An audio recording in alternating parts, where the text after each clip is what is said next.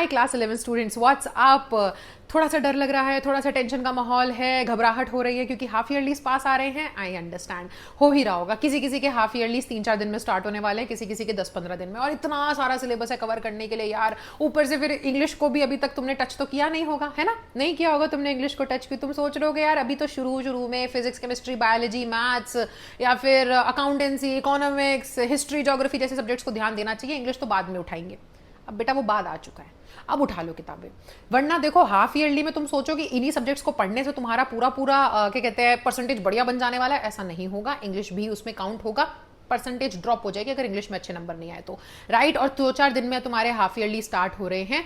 तो अब इस वीडियो के अंदर मैं आपकी इंग्लिश एजुकेटर निकिता सिंह आपको बताने वाली हूं कि कैसे कम से कम टाइम देते हुए, कम से कम मेहनत लगाते हुए ज्यादा से ज्यादा तुम मार्क्स कैसे स्कोर कर सकते हो। क्योंकि मैं समझ रही हूं यार, नहीं होगा तुम्हारे पास इतना टाइम कि मैम मैं 3-3, 4-4 घंटा बैठ करके इंग्लिश को पढ़ने लगाऊं।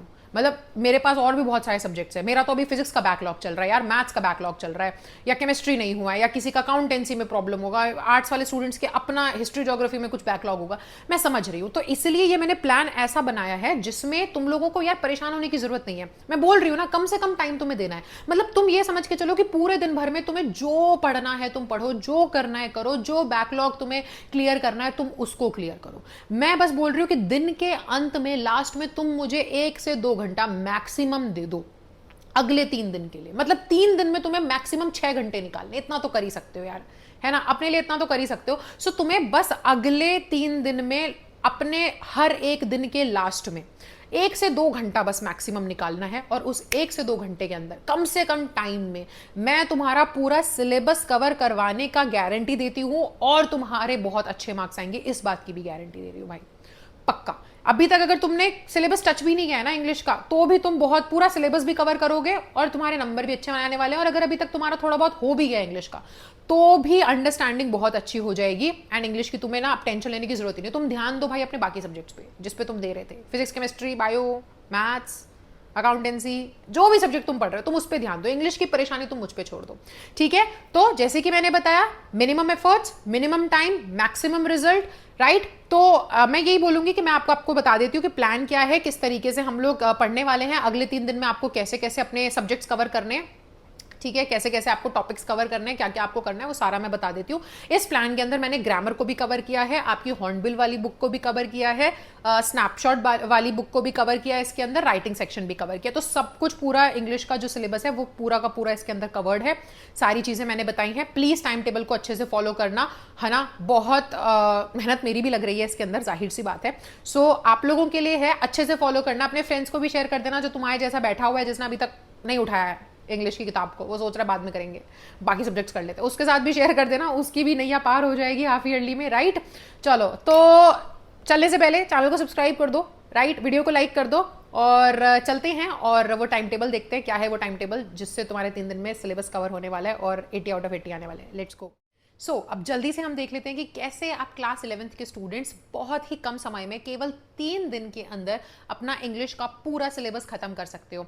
उसके लिए ये है आपका कंप्लीट प्लानर। सो 2 सितंबर को, यानी कि कल, 2 सितंबर को मैं आपकी कंप्लीट हॉर्नबिल जो बुक है वो करवा दूंगी, जिसमें जितने भी आपके इंपॉर्टेंट क्वेश्चंस हैं हॉर्नबिल से पूछे जाने वाले, चैप्टर बाय चैप्टर, चाहे फिर वो पोम्स हो, ठीक है, वो सब आपको कवर करवा दिए जाएंगे। मोस्ट एक्सपेक्टेड क्वेश्चंस आपको बता दिए जाएंगे, चाहे फिर वो एक्सट्रैक्ट बेस्ड क्वेश्चन हो, कंपैरिजन बेस्ड क्वेश्चन हो, वो सब आपको करवा दिया जाएगा, राइट। आपको पोएटिक डिवाइसेस, सारी पोम्स के, आपको सभी चैप्टर्स के थीम, पोम्स के सभी सेंट्रल आइडिया, सारी चीजें कैरेक्टर स्केच के साथ सब कुछ एक दिन में करवा देंगे। तो 2 सितंबर को आप ये कह सकोगे कि केवल 2 घंटे के अंदर आप बेसिकली आपकी एक बुक खत्म कर चुके होगे। सो आप पूरा जो टाइम है सुबह का आप अपने बाकी सब्जेक्ट्स को दीजिए। शाम को 8 बजे आपको ये सेशन ज्वाइन करना है जिसके अंदर हम आपकी हॉर्नबिल बुक को खत्म कर देंगे, ठीक है। फिर उसके बाद 3 सितंबर को बारी आएगी स्नैपशॉट्स बुक की। अब स्नैपशॉट्स में जितने भी आपके प्लेज वगैरह दिए गए हैं, जितने भी चैप्टर्स हैं, उन सभी चैप्टर्स को अच्छे से समझते हुए, कैरेक्टर स्केच वगैरह के साथ, सेंट्रल आइडिया के साथ, अच्छे से उनको समझते हुए हम expected questions and most important questions भी कर लेंगे। तो अब देखो 2 दिन के अंदर हो गया आपका पूरा लिटरेचर तैयार, जिसकी सबसे ज्यादा वेटेज होती है। फिर बारी आती है आपके ग्रामर की। अब हम 4 सितंबर को कंप्लीट ग्रामर, जितने भी आपके टॉपिक्स हैं वो सारे टॉपिक्स को कॉन्सेप्ट्स के साथ, ठीक है, और साथ ही साथ क्वेश्चन प्रैक्टिस करते हुए कवर करेंगे। सो ये 3 दिन रहे जिसके अंदर हो गया ना भाई पूरे तरीके से तैयारी, कि आपका ग्रामर पोर्शन भी हो गया, फिर आपका इसी के अंदर हो जाएगा आपके 3 दिन में लिटरेचर का पोर्शन भी। एंड आई नो अभी तुम सोच रहे हो कि मैम राइटिंग का क्या हुआ। राइटिंग के लिए ऑलरेडी चैनल के ऊपर 5-5 मिनट की मैंने ऐसी वीडियोस डाल रखी हैं जिसको देख करके तुम अपने आप पूरा फिक्स्ड लाइंस के साथ, फॉर्मेट के साथ भाई अच्छे से अपना आंसर लिख करके आ पाओगे। राइटिंग सेक्शन में दिक्कत नहीं आने वाली है। तो यार राइटिंग सेक्शन के लिए मैं बोलूंगी कि अलग से एक क्लास अगर आप कहोगे तो हम राइटिंग सेक्शन का भी मैराथन लगा देंगे। पर राइटिंग सेक्शन के लिए ऑलरेडी जब 5-5 मिनट की 10-10 मिनट की वीडियो है, तो इन दिनों के दौरान दोपहरी में बैठ करके वो 5-10 मिनट की एक वीडियो अगर तुम 2-3 दिन में भी देख लेते हो जाएगा यार। It is very easy, right. Advertisement writing हो गया या नोट मेकिंग हो गया, उन सब की वीडियो चैनल के ऊपर है। 5-10 मिनट की वीडियो को देख करके आप वहां से तैयारी कर लीजिए। मैंने in fact most important trending topics भी बताए हैं उन वीडियोस में, जो आपके लिए इंपॉर्टेंट हैं, जो आपसे एग्जाम में पूछे जा सकते हैं। तो वो वीडियोज से आपके लिए सफिशियंट होगा, बहुत अच्छे से तैयारी हो जाएगी, फॉर्मेट वगैरह सब कुछ उसके अंदर है, राइट। तो ये रहेगा आपका ओवरऑल तैयारी इंग्लिश की, और ये है हमारा पूरा प्लान, ठीक है। आई होप आपको अच्छे से समझ में आ गया होगा बेटा। इन सभी क्लासेस का जो लिंक है वो मैंने यहाँ पे नीचे डिस्क्रिप्शन में भी डाल दिया है, इनफैक्ट मैंने चैट बॉक्स में भी डाल दिया है और कमेंट सेक्शन के अंदर भी है। तो आपसे बस एक ही रिक्वेस्ट होगी कि देखो, जाओ जाकर के लिंक पे क्लिक करो और उसका ना रिमाइंडर ऑन कर लो और लाइक कर दो वीडियो को। इससे होगा ये, ताकि आप मतलब कहीं बिजी भी हो जाते हो तो आपको याद आ जाएगा कि यार मेरी आज क्लास है, इस टाइम पे मुझे मेरा मैराथन है, मुश्किल से 1.5-2 घंटे का, जो मुझे अटेंड करना है, और उसके अंदर मेरे सारे क्वेश्चंस मेरे कवर हो जाएंगे, मेरी तैयारी हो जाएगी। तो वो एक रिमाइंडर का काम करेगा। तो आप जाकर के नोटिफिकेशन जरूर ऑन कर लेना, वीडियो को लाइक जरूर कर देना, एंड साथ ही साथ अपने फ्रेंड्स के साथ शेयर करना यार बिल्कुल भी मत भूलना।